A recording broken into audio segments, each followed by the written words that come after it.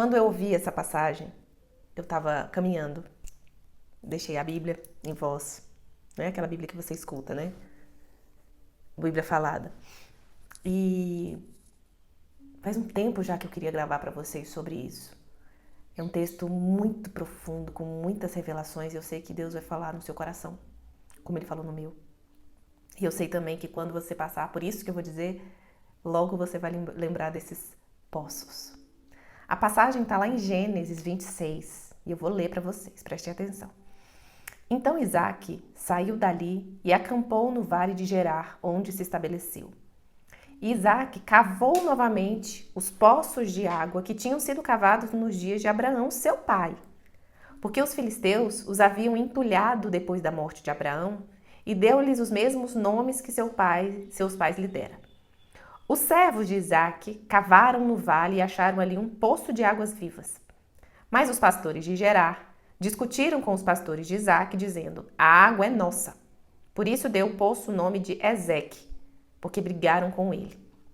Então cavaram outro poço, mas também por estes brigaram. Por isso deu o nome de Sitna. Isaque mudou-se dali e cavou outro poço, e ninguém brigou com ele.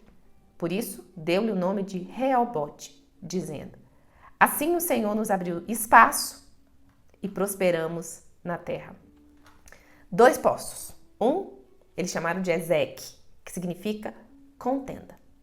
O outro, Sitna, que significa inimizade. E por último, Reobote, que significa abundância.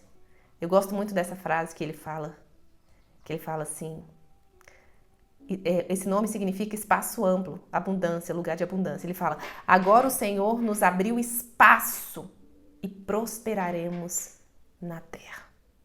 Vamos lá. Cavar um poço é uma oportunidade que você precisa para prosperar. Aqueles poços eram do pai dele, ou seja, era direito dele. Quando ele ia cavar, alguém ia lá e entulhava.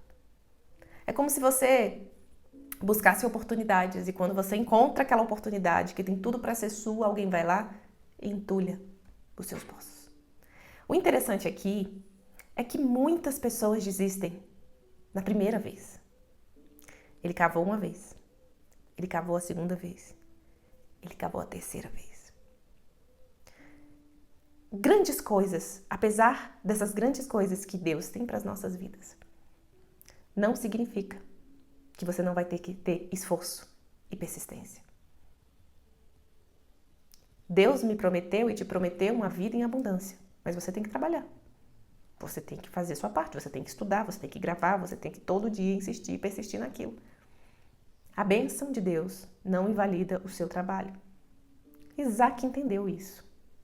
Isaque entendeu que existia um lugar para ele prosperar.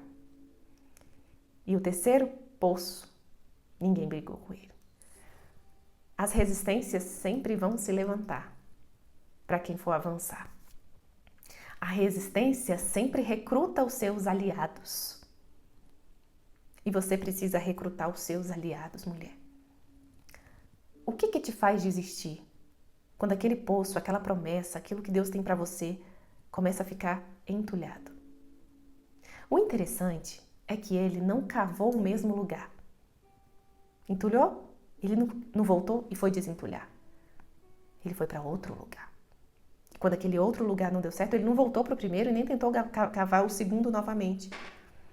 Nem sempre a oportunidade que Deus tem para a sua vida está naquele lugar que você está cavando, naquele trabalho, naquela relação.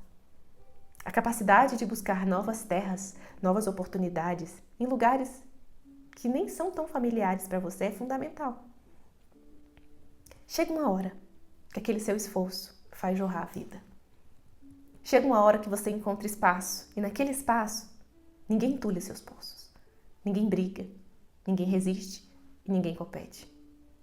Quando o Senhor te entrega o lugar e une isso à sua persistência e disciplina de cavar, chega uma hora que você fala como Isaque: agora o Senhor me abriu espaço e prosperaremos na terra. Deus tem uma terra para nós.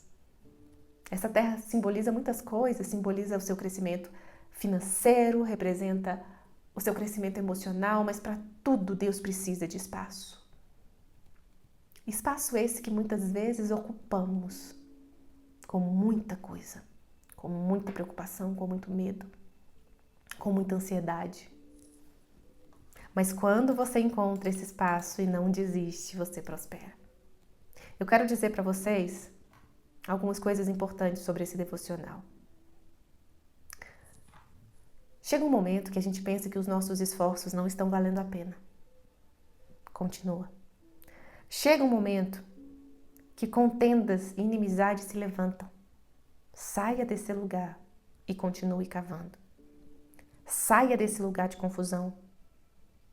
Jesus fazia isso. Observe que quando ele era caluniado, quando a fofoca começava, ele saía, ia para o monte, ia buscar Deus.